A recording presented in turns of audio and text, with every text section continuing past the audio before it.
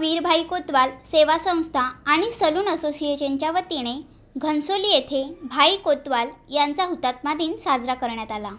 आमदार संदीप नाईक यांच्या प्रमुख उपस्थितीत भाई कोतवाल यांच्या प्रतिमेला पुष्पहार अर्पण करून अभिवादन करण्यात आले। यावेळी नगरसेवक घनश्याम मडवी, माजी नगरसेवक दीपक पाटील, नवी मुंबई जिल्हा नाभिक संघटनेचे अध्यक्ष नरेश गायकर, सल्लागार सुभाष गायकर, संस्थेचे अध्यक्ष रोहिदास गायकर, गावकीचे अध्यक्ष चेतन पाटील, सरचिटणीस मिलिंद पाटील, खजिनदार लक्ष्मण न्यायकर यांच्यासह संस्थेचे कार्यकारी मंडळाचे सर्व पदाधिकारी उपस्थित होते।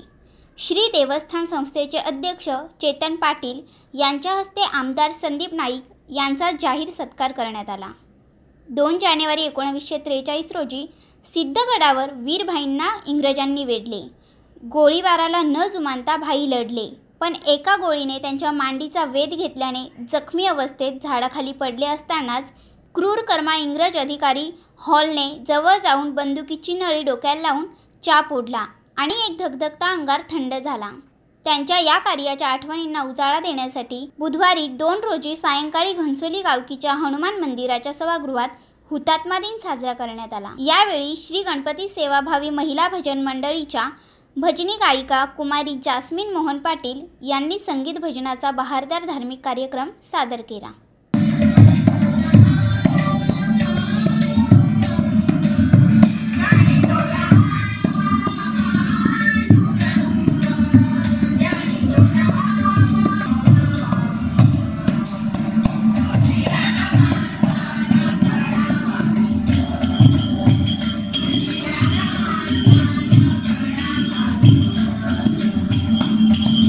वीर भाई कोतवाल हुतात्मा दिनानिमित्त आज या घनसोलीमध्ये नाभिक समाजाच्या संस्थेने या कार्यक्रमाचं आयोजन केलं। सर्वप्रथम वीर भाई कोतवाल यांच्या पवित्र स्मृतीस मी विनम्र अभिवादन करतो।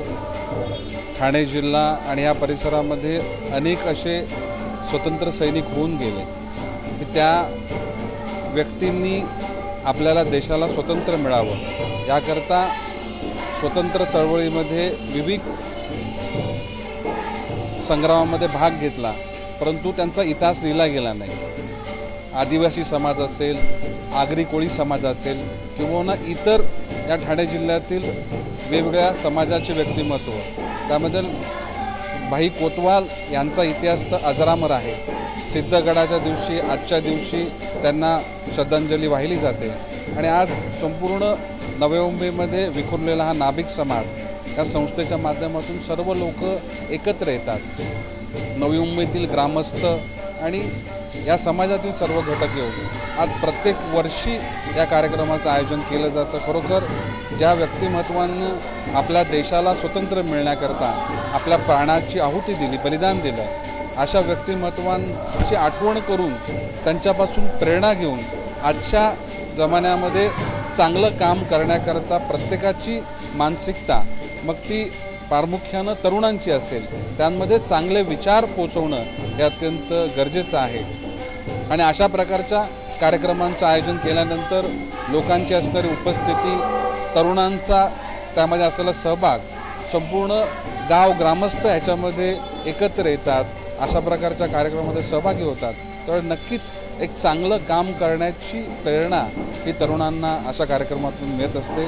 मी संपूर्ण संस्थेच्या सर्व पदाधिकाऱ्यांचं मनापासून अभिनंदन करतो। कोतवाल यांचा आज स्मृती दिवस आहे, हुतात्मा दिवस आहे। त्या माध्यमातून आज लोक वीरभाई कोतवाल नागे समाजाच्या वतीनं हा कार्यक्रम आयोजित केला आहे।